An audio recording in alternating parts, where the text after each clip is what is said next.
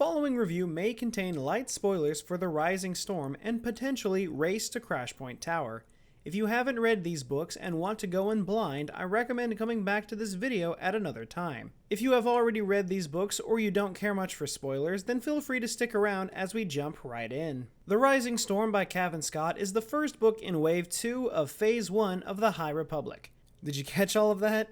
It's quite the title, but this is the first book that takes us into the next string of events for our heroes of the Republic. And let me tell you that this book was truly a masterpiece in my eyes. I was already a fan of Cavan Scott and have really enjoyed all of his work within Star Wars, from the Marvel High Republic comics to the Dooku Jedi Lost audio drama. So when The Rising Storm was announced, I just knew that I was going to love the story, and love it I did. Set 1 year after the events of Light of the Jedi, The Rising Storm focuses on the Republic Fair, an event that is supposed to bring everyone together from all facets of life, from hundreds of worlds, to celebrate the Republic and bringing the galaxy together. This was a plot point that was teased a lot through Twitter from the author, so I knew the name but wasn't quite sure what the event was actually going to be. And as it turns out, it's exactly what it sounds like. A massive fair with food and attractions and museums. It's actually really cool. Of course, until the Nihil decide to show up. As for characters and character development, this book handled it beautifully.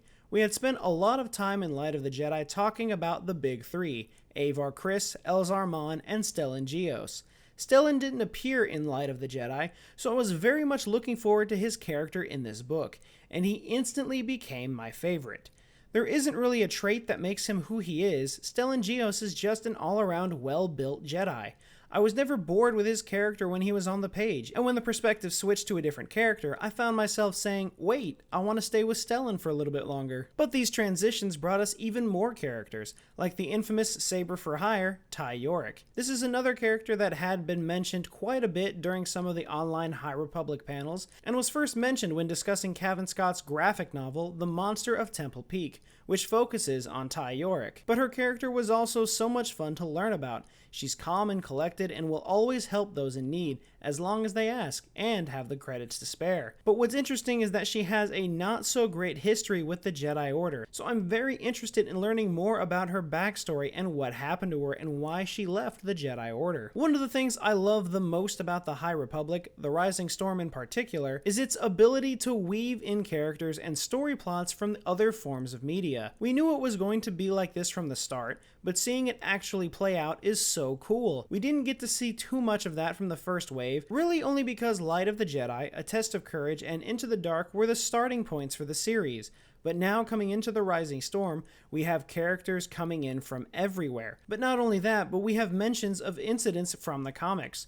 The whole plot point of The Rising Storm revolving around the Nihil and Marcheon Ro comes straight out of the IDW comic series The High Republic Adventures, and the book even mentions the pact the Jedi Council made with the Hutts to defeat the Drengir threat that happens in the Marvel High Republic comic. Seeing this seamless flow of information from one form of media to another is just so much fun, and seeing all of these characters who have their own adventures meet up and combine with the main cast of the Del Rey novels is a genuine treat for Star Wars fans. But even with all these amazing characters on the page, we still have to deal with the threat that is the Nihil. Since the book takes place a year after Light of the Jedi, everyone in the galaxy believed the threat to have passed. The great disaster happened, the Jedi and the Republic came to aid, defeated the Nihil, and managed to save countless lives. The galaxy was getting back to normal, or so they thought.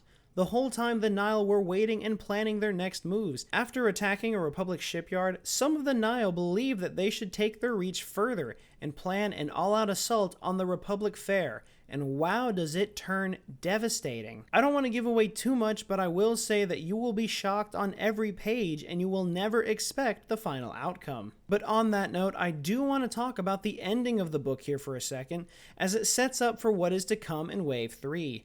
I will be going into heavy spoilers here, so if you're watching and you do not want the ending spoiled, I recommend skipping ahead to this point in the video. If, however, you're still here, the spoilers will start in 3, 2, 1.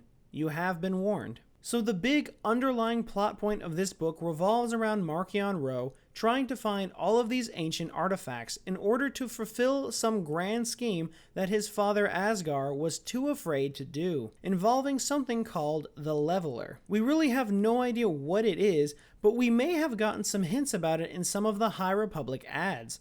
The launch trailer mentions that this is a fight for the Jedi to gain control of the Force itself.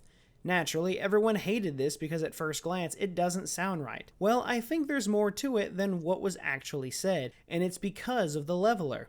Whatever it is, it's a creature that is unknowingly strong in the Force. After it's unleashed, every Jedi feels it and freaks out for a moment, especially after it kills Loden Greatstorm, draining all life from his body and leaving him as a husk that blows away in the wind is absolutely traumatizing. So I think this is what they meant by control of the Force itself. No, I do not think the Leveler is the Force itself, but I think it's a creature that is strong enough to disrupt the Force enough to cause massive problems, and with it on the side of the Nihil, this can only mean horrible things to come for the next line of stories. Overall, this was a truly phenomenal book. I could read this story over and over and over again and never get bored of it. The action is amazing and the characters are incredible, especially those we've already met.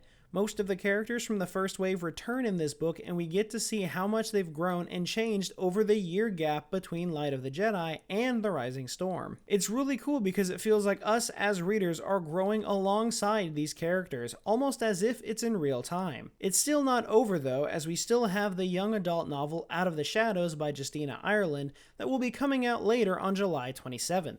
So there's still more action to come. But that's everything I have to say about The Rising Storm.